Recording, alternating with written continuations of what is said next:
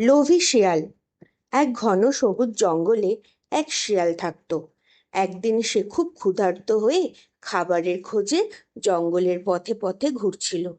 অনেক খোঁজার পরেও সে কোথাও খাবার পেল না। হঠাৎ সে দেখল এক গাছের ডালে ঝুলছে টসটসে পাকা আঙুরের থোকা। রোদে আঙুরগুলো ঝকমক করছিল। আঙুর দেখে শিয়ালের জিভে জল চলে এলো।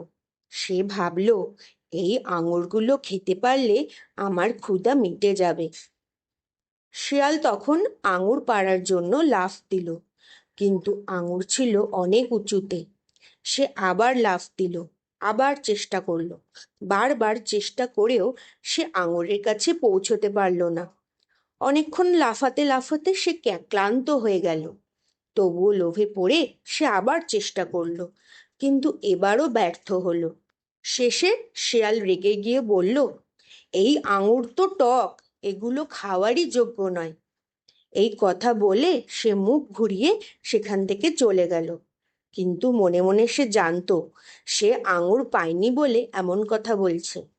নীতি শিক্ষা: যা পাওয়া যায় না তাকে খারাপ বলা ঠিক নয়। ব্যর্থতাকে ঢাকতে মিথ্যা অজুহাত দেওয়া ভালো নয়।